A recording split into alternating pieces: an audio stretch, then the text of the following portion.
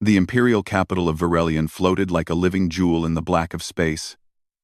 Vast rings of silver-white architecture surrounded the planet, glowing softly as ships arrived from across the empire. For the alien people of the Zalith Dominion, this world was the heart of power, tradition, and absolute control. No enemy had ever reached it. No ruler had ever been challenged.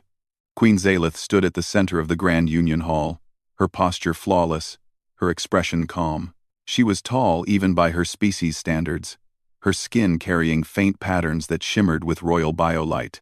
To her people, she was not only a queen but proof of their superiority. Her mind was sharp, her decisions precise, and her rule unquestioned. Today, however, the hall was filled with an unfamiliar presence. Humans. They stood in a neat formation across the polished floor. Smaller than most alien species, softer in build, with no visible claws, armor, or natural weapons. To the alien court, they looked fragile, temporary, interesting, but unimpressive. This meeting marked the end of a long negotiation. After decades of cautious contact, trade disputes, and silent power struggles, the Zalith Dominion and the Human Confederation had reached a conclusion. Peace would be sealed not by words alone, but by union, a political marriage. Queen Zalith did not object. Emotion had never guided her decisions. Stability mattered more than comfort. Humans controlled key trade routes and possessed unusual adaptability. They were unpredictable, but not powerful enough to threaten the Dominion. Binding them through marriage was efficient. When the human delegation stepped aside, one man moved forward. His name was Ethan Hale. He wore a simple formal uniform, dark and undecorated. No medals. No marks of rank that impressed alien eyes. His face showed signs of age by human standards, but his movements were controlled. His gaze steady. He did not bow too deeply. He did not avert his eyes. He simply met the queen's gaze with calm respect. Around the hall, alien nobles whispered, "This was the human she would marry?" Zalith studied him carefully. Her senses searched for signs of danger. Elevated aggression hormones. Hidden combat implants. Enhanced neural patterns. She found none. Ethan Hale was biologically ordinary. No royal blood, no warrior status. Just a human diplomat. Acceptable. The ceremony was brief. The vows were translated into multiple languages, binding two empires under shared responsibility.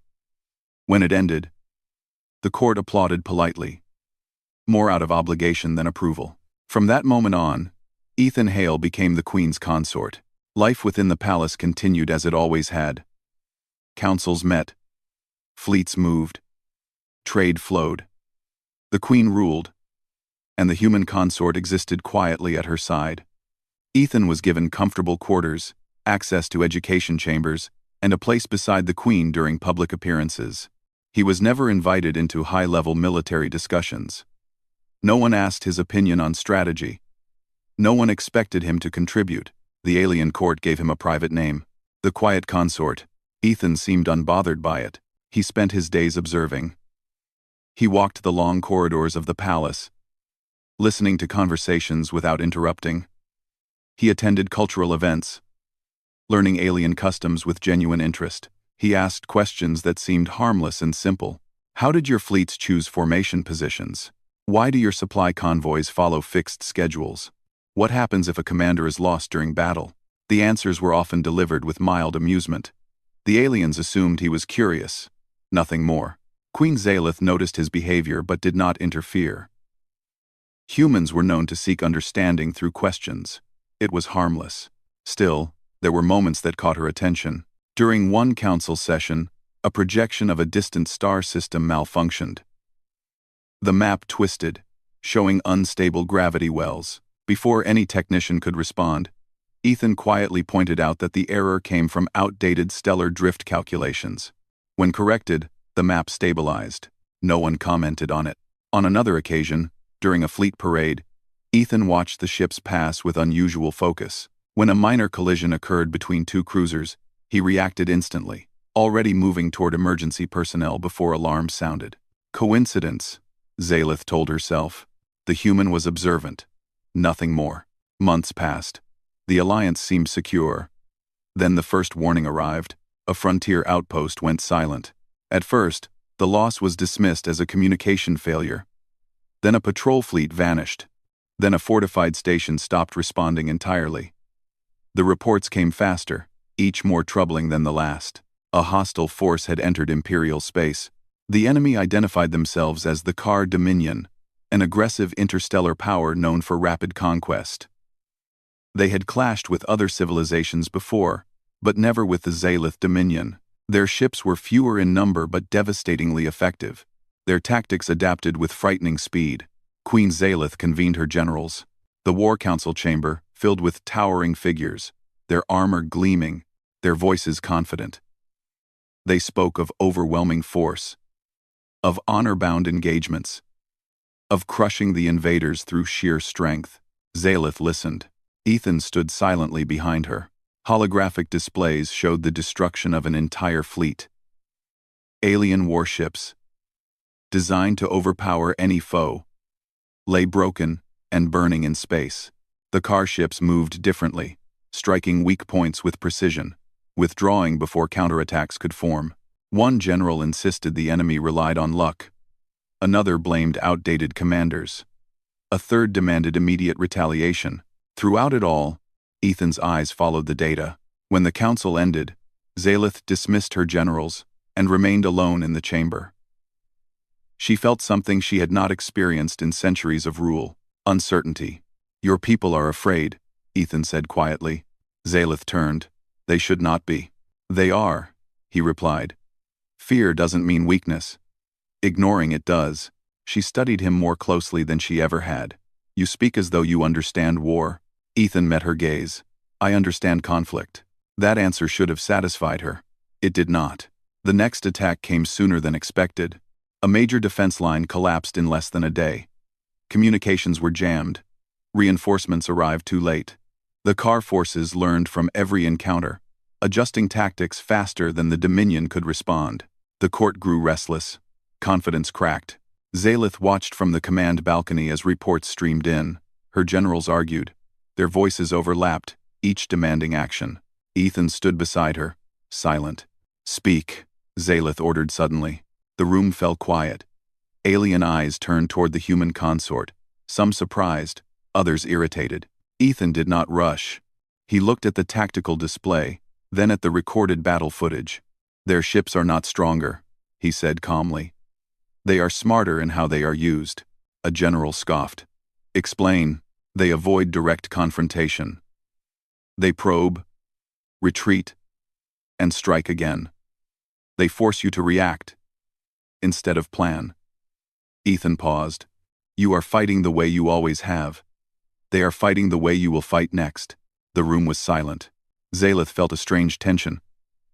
"What would you suggest?" Ethan hesitated, just for a moment. "That depends on how much you are willing to change." The Queen dismissed the council early. Later that cycle, Zaelith stood alone on a balcony overlooking the stars. Verelian's rings glowed beneath her, beautiful and unbroken. Yet for the first time, she saw them as something fragile. "You have been holding back," she said without turning. "Yes," Ethan replied. "Why?" "Because no one asked." She faced him. "Who are you really, Ethan Hale?" He did not answer immediately. His gaze was distant, focused on the darkness between stars. "I am human," he said at last. "And humans prepare for disasters long before others believe they are possible." Alarms suddenly echoed through the palace. Red light washed over the balcony. A priority transmission forced its way through every channel. The Car Dominion had breached another core system, closer than ever. Zaelith felt the weight of her empire press down on her. She looked at the human beside her, truly looked this time. Ethan's expression was calm, not afraid, not surprised, as if he had been expecting this moment all along. The alarms did not stop for a long time. Across the imperial capital, red light pulsed through halls and towers. War signals echoed from orbit to surface. Queen Zalith moved through the palace with controlled speed, her mind racing faster than her steps. Reports flooded in from every direction, systems failing, fleets retreating, worlds burning at the edges of the empire. The Car Dominion was no longer probing. They were advancing. In the main command chamber, generals argued openly now. Discipline cracked under pressure. Some demanded a full counterattack. Others urged retreat to protect the core worlds. Pride clashed with fear, and neither side listened to the other. Queen Zalith took her place on the central platform. The chamber quieted, but tension remained thick in the air. Holograms displayed the latest disaster. A defensive armada had been destroyed near the Tarsal Gate, one of the main routes leading toward the capital. The loss was not just ships, but experienced commanders, veterans, symbols of imperial strength. "This is unacceptable," one general said sharply. "We outnumber them, and yet they keep winning," another replied. "They use dishonorable methods," a third growled. "Ambushes, false retreats, traps." Zalith listened, her expression unreadable. Ethan stood slightly behind her, as he always did. His hands were clasped behind his back, his eyes fixed on the moving data. He said nothing. At last, Zalith raised one hand. Silence fell immediately. "Our strength has always been direct," she said. "We meet enemies face to face. That has not changed." She paused. "But our enemy has." Some of the generals shifted uncomfortably. "The Car do not seek glory," Zalith continued. "They seek results. That alone makes them dangerous." Her gaze moved, slowly, deliberately, until it rested on Ethan. "You warned me," she said. Ethan inclined his head slightly. "I warned you that they would adapt." A general stepped forward, his voice sharp. "With respect, my queen, this human has no formal command training. His insights are speculation." Ethan looked at the general calmly. "Then allow me to speculate further. Man. One. Man." The general opened his mouth to protest, but Zalith lifted a hand again. "Speak," she commanded. Ethan stepped forward into the center of the chamber. Alien eyes followed him, some curious, some hostile. He felt no fear. He had walked into rooms like this before, where everything rested on whether people were ready to hear uncomfortable truths. "You are losing," Ethan said plainly. Anger flared across several faces. "Not because you lack power," he continued, "but because you believe power alone decides wars." He gestured to the holograms. "The Car study you. They know your formations, your response times, your honor codes. They know you will always try to strike back harder, instead of thinking differently." One general sneered. "And you would do better?" "Yes," Ethan replied simply. The word hung in the air. Zalith felt a strange reaction ripple through the chamber. Not belief, not trust, but attention. For the first time, every being present was listening. "How?" she asked. Ethan pointed to the map. "You stop trying to win every battle. You let them take ground." Outrage erupted instantly. Madness. Treason. Unacceptable. Zalith did not silence them immediately. She watched Ethan instead. He waited calmly, as if this reaction had been expected. When the noise faded, she spoke. "Explain." "You are defending everything," Ethan said. "That spreads you thin. Retreat from systems that have no strategic value. Destroy your own supply caches as you leave. Force the Car to extend their lines." A general crossed his arms. "And abandon our people?" Ethan's voice hardened slightly. "Evacuate them first. Humans learned long ago that territory can be reclaimed, lives cannot." That answer struck something deep. Zalith felt it, a quiet shift in her thinking. Ethan continued. "Then you stop fighting as one giant force. Break into smaller units. Independent command. Fast movement. Confusion." Another general shook his head. "Our doctrine does not allow that." "Then your doctrine will get you killed," Ethan replied. The room fell silent again. Zalith studied the faces around her. Fear hid behind anger. Doubt hid behind pride. And beneath it all, desperation. She made her decision. Implement his suggestions, she said. Several generals stared at her in disbelief. My queen, this is not a request, Zalith said coldly. You will follow the strategy of my consort. Reluctantly, orders were given. The change was immediate. Fleets withdrew from exposed systems, pulling back faster than the car expected. Supply depots were evacuated or destroyed. Civilians were moved through emergency corridors that had not been used in centuries. The car advanced eagerly at first. Their reports showed success after success. Empty systems. Minimal resistance. They pushed deeper, stretching their forces, convinced the Empire was collapsing. Then the traps began. Small alien strike groups appeared from unexpected angles, hitting logistics ships and disappearing. Communications failed without warning. False signals drew car fleets into dead zones where mines and ambushes waited. Confusion spread through enemy ranks. The Dominion was no longer fighting like itself. In the palace, reports slowly shifted tone. Losses decreased. Enemy movements slowed. Zalith read every update personally. She found herself looking at Ethan more often, noticing details she had ignored before.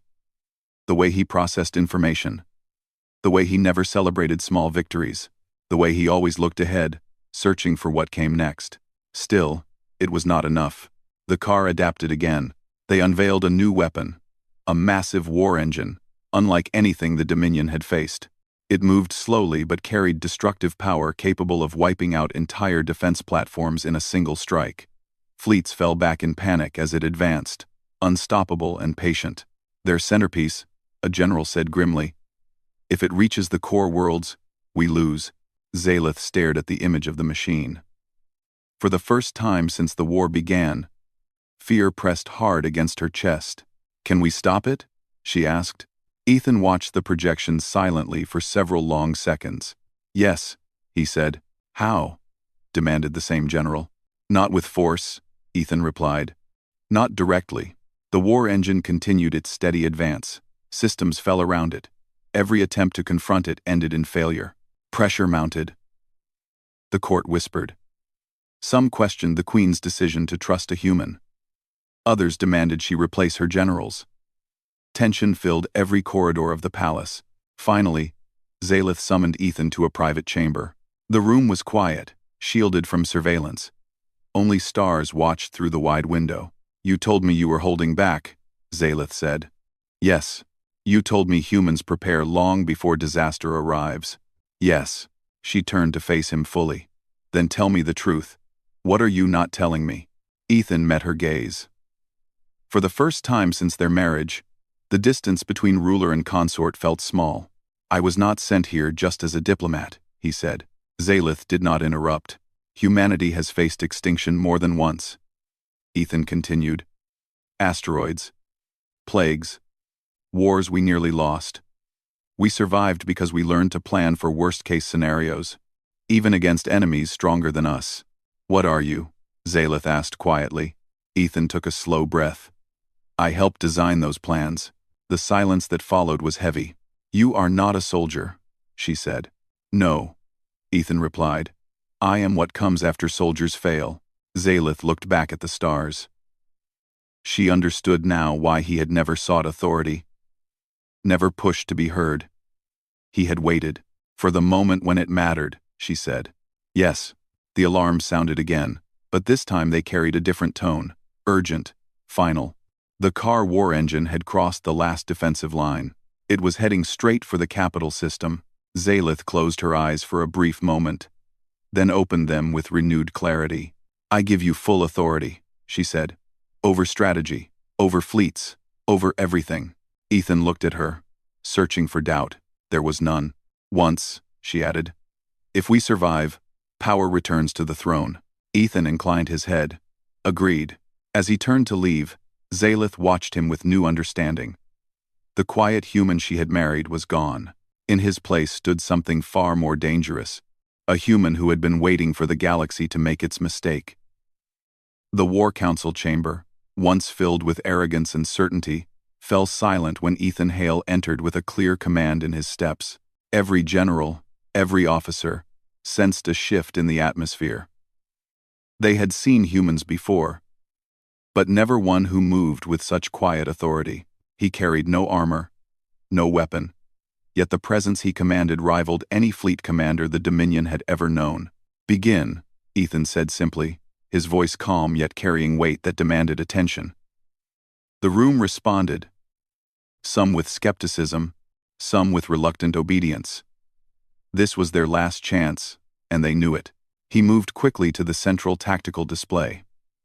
The image of the massive car war engine dominated the projection. Surrounded by enemy fleets that followed it like shadows, Ethan's mind worked faster than any alien could comprehend. Unlike the Zalith Dominion, which relied on rigid hierarchy, he thought in patterns, possibilities, and contingencies. He dissected the battlefield, predicting the enemy's moves with near certainty. The generals watched, their disbelief growing. "This is impossible," one muttered. "No one can anticipate 3 steps ahead in a live battle against them."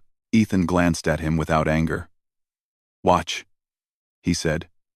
"They will move there, then there, and finally attempt a flanking maneuver here." He pointed to the display. "If we respond traditionally, we lose more ships. If we adapt, we trap them." Orders were issued with precision. Alien officers hesitated, unsure whether to follow. But Zalith's presence reinforced Ethan's command. Her hand remained lightly on the central console, signaling her trust. The first phase of the plan began. Human-style tactics unfolded. Alien fleets, broken into smaller, independent units, moved unpredictably. They left gaps, creating the illusion of weakness. The car, confident and unhesitating, charged into the openings, only to find themselves isolated and outmaneuvered.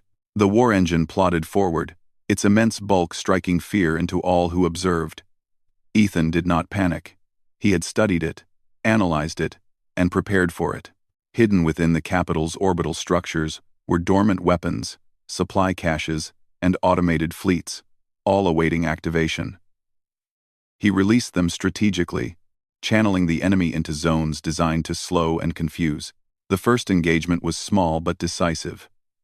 Car assault ships, expecting an easy path, were cut off and destroyed by precision strikes. Reports came in almost immediately. Enemy units retreating in disorder. The general's skepticism wavered as the humans' plan began to show results. Ethan did not pause to celebrate. He moved on to the next phase, coordinating simultaneous actions across multiple systems. While the car were occupied in one sector, secondary fleets struck supply lines in another. Communication jamming devices sowed confusion, and automated defensive systems struck like clockwork. Each success built on the last, creating a momentum the car could not anticipate.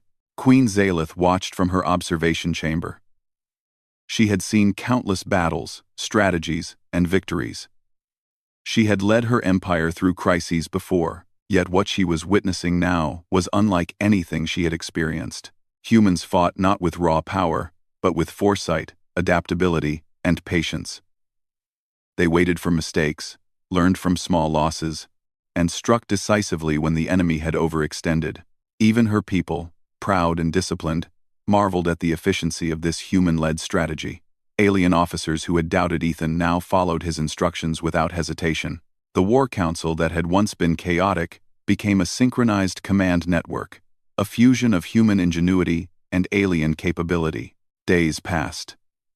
The car forces continued to advance, but each attempt to breach the capital's defenses was met with precise countermeasures. Entire fleets were destroyed, retreating units trapped and neutralized. Yet the war engine remained, a massive shadow looming over the battlefield, seemingly invincible. Ethan studied it carefully. Its movements were deliberate, slow, and predictable. He identified a pattern. It relied on surrounding fleets to absorb counterattacks, while it destroyed strategic points. Alone, it was dangerous, but vulnerable. He communicated with Zalith privately, explaining the final step. "We will not destroy it with brute force," he said. "We will destroy it with understanding." The Queen tilted her head, puzzled. "Explain." Ethan pointed to the map. "We will channel it, Make it think it is winning. We will let it expose its weaknesses. Then, and only then, we strike at its core. The plan required perfect timing, human precision, alien execution, and flawless coordination. Any mistake could result in disaster. Yet Ethan's confidence was unwavering. The operation began. Alien fleets feigned retreats, drawing the war engine deeper into the traps. Automated defenses activated, creating the illusion of vulnerability. The car commanders, seeing apparent openings, pressed forward eagerly. Zaelith watched, her breath shallow. She could see the tension in every officer around her, the fear that this human plan might fail. And yet, Ethan's calm demeanor inspired them all. Finally, the moment came. The war engine reached the designated zone, surrounded by alien strike units and automated defenses. Ethan gave the order. Coordinated strikes targeted its power core, exposing critical systems in a calculated sequence. Explosions rocked the area, but the war engine remained operational. Then, with a precise strike, the core was breached. Energy feedback cascaded through the massive machine, destabilizing it. The car fleets, already confused and overextended, lost cohesion entirely. Ships collided, weapons fired into empty space, and retreat turned into chaos. Victory was within reach. Ethan's strategy had not just survived, it had turned the tide completely. Reports streamed in, enemy units surrendering, fleeing, or being neutralized. The capital system remained secure. Civilian casualties were minimal, thanks to prior evacuations and contingency plans. Queen Zaelith stepped forward as the final transmissions confirmed the outcome. She had watched her empire teeter on the brink of destruction, and now saw it rise again. Not through overwhelming force, but through human ingenuity. She turned to Ethan, who had returned to her side, calm and unshaken. "You have done what none of us thought possible," she said quietly. "Our empire would have fallen without you." Ethan shook his head. "I did not do this alone. Your people followed orders, adapted, and executed perfectly. Humans can plan, but we cannot fight alone in an alien system." The Queen studied him, understanding finally why she had married this human. He had waited quietly, observing, learning, and preparing. His power had been hidden not out of weakness, but out of patience, strategy, and restraint. The court began to acknowledge the truth. Alien officers who had mocked the quiet consort now spoke of him with respect, even awe. The Car Dominion, who had expected an easy victory, were humbled, their arrogance shattered by the cleverness of a species they had underestimated. Yet Ethan did not linger in pride. The work was far from complete. He ensured that supply lines were restored, fleets reinforced, and defenses strengthened against possible retaliation. The Empire remained on high alert. But now, with hope and confidence, Queen Zaelith walked beside him, observing the bustling operations. She realized that humanity's strength was not in physical might or genetic superiority, but in the ability to think differently, to adapt, and to endure. For the first time, she felt something beyond respect and admiration. Understanding. She had married a human who could quietly stand beside her, unassuming in appearance, yet capable of extraordinary brilliance. He had unleashed a power that no one in her empire had recognized, not until it was needed most. The car had been defeated, but the lesson was clear. Never underestimate a human. And Queen Zaelith knew that her husband, the quiet consort, would ensure that the Dominion was prepared for whatever came next, not with fear, but with intelligence, patience, and strategy. As the stars outside the observation window continued to shine, Zaelith understood a truth she had never considered. The galaxy had changed, not because of overwhelming force, but because a human had quietly revealed what true power could be when unleashed with wisdom. The human beside her smiled faintly, not in arrogance, but in quiet acknowledgement of a job well done. And for the first time, The queen realized that the man she married had always been more than he appeared. He had always been capable of changing the course of an empire, and she had only just begun to understand the depth of that power. The battle was won. The empire survived. And the galaxy would never again view humanity the same way. The Kar forces had retreated beyond the borders of the Salith Dominion, their fleets scattered and broken. The war that had threatened to destroy the empire in a matter of weeks was over. Yet the palace on Verelion did not feel celebratory. The relief was tempered with exhaustion, reflection, and the weight of lives lost. Queen Zalith walked through the Grand Union Hall, her steps slow but deliberate. Servants and officers moved aside respectfully, bowing, but she barely noticed. Her mind replayed the months of conflict, the moments of terror, and the quiet, almost invisible guidance of her human consort. Ethan Hale moved silently beside her. The quiet consort had not changed outwardly. His movements remained calm, his expression steady, but she now understood what his quiet demeanor had concealed: a mind that could process vast complexity with clarity, foresight, and patience. Reports from the front lines were coming in continuously. Systems that had been overrun were being restored, supply lines repaired, populations relocated and accounted for.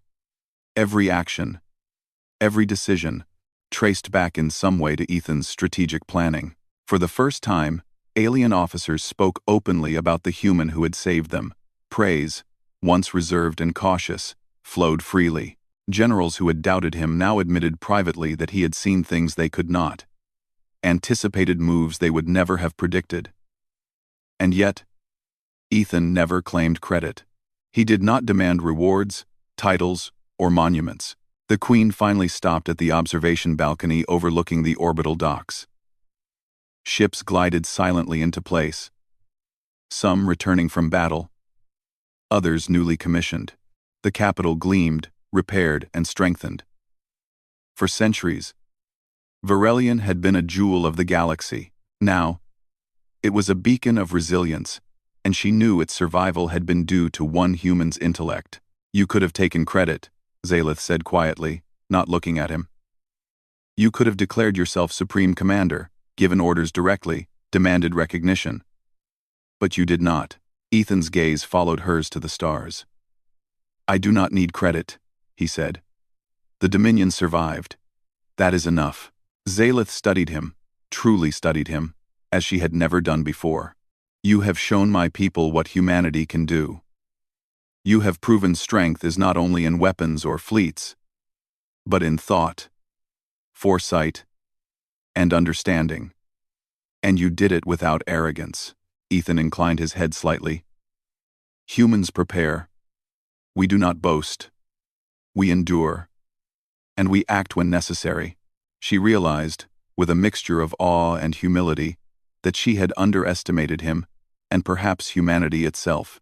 Her empire, proud and ancient, had faced what it believed to be invincible enemies, and survived not by raw force, but because a human had quietly observed, learned, and acted at precisely the right time. The court began to gather, eager to acknowledge the human who had led them through the crisis.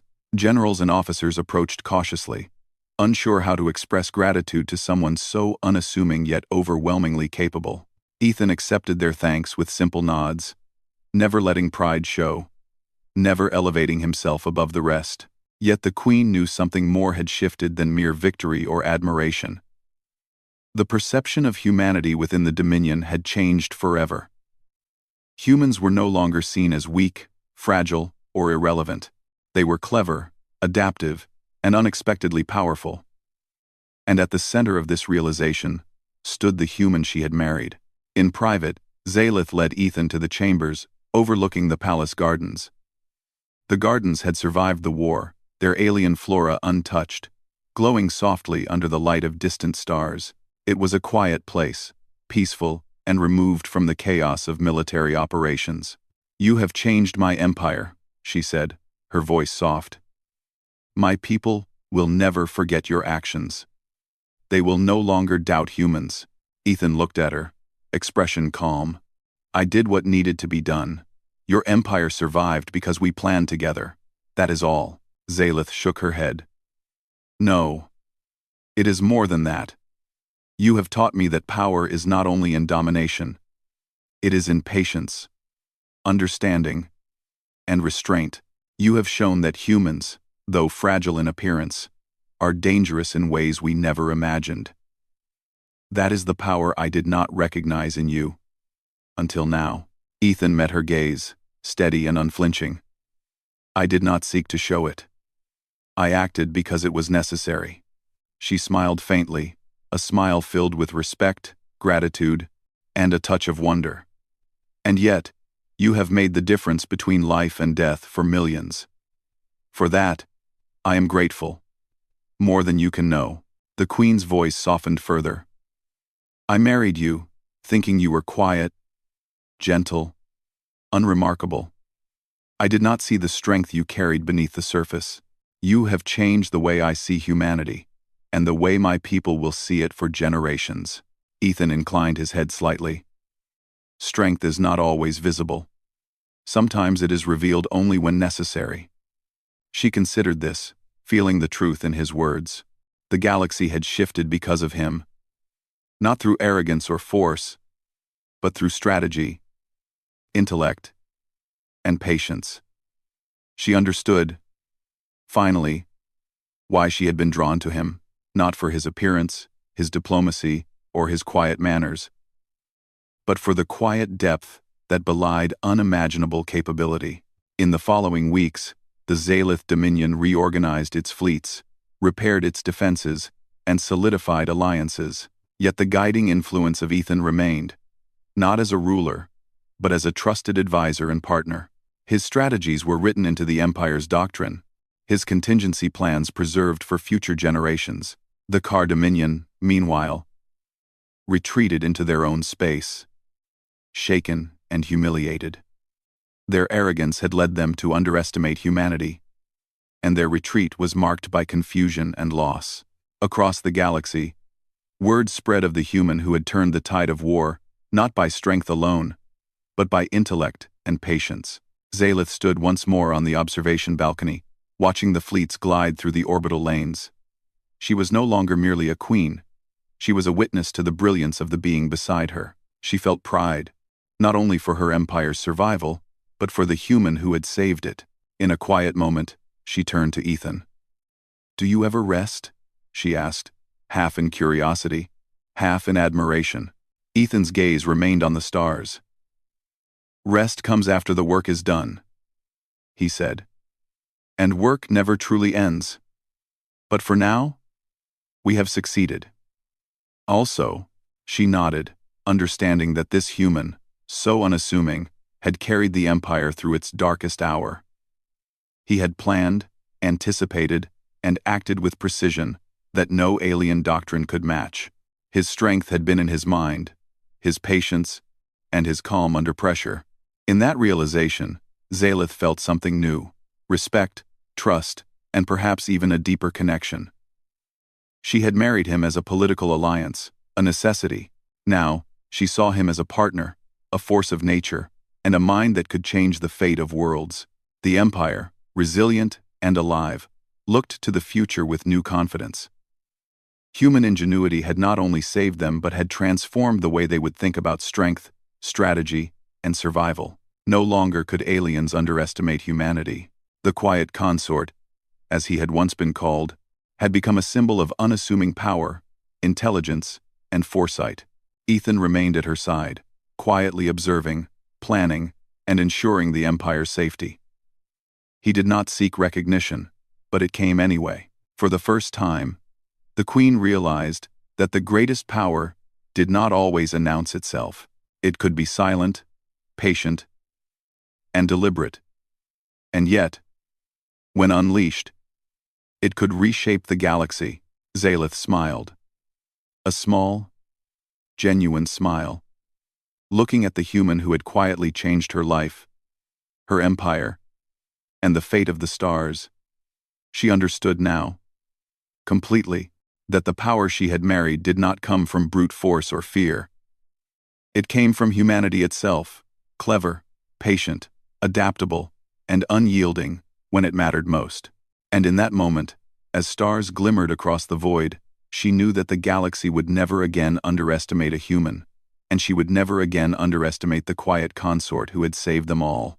The Empire was secure, humanity had proven itself, and a queen, who had once believed she ruled all wisdom, finally understood the true power of the human she had married. Peace settled over Verelion, but it was a peace tempered with respect, vigilance, and the knowledge that sometimes the quietest beings carried the greatest strength. Ethan Hale, the human who had waited patiently, now stood as a beacon not of dominance, but of intelligence, patience, and unassuming power. And Queen Zalith, who had watched and learned, finally saw the galaxy through his eyes, a place where careful thought, courage, and human ingenuity could turn even the direst moments into victory. The stars above Verelion shimmered like never before. The galaxy had changed. Humanity had been revealed, and the quiet consort, once underestimated, had become a legend.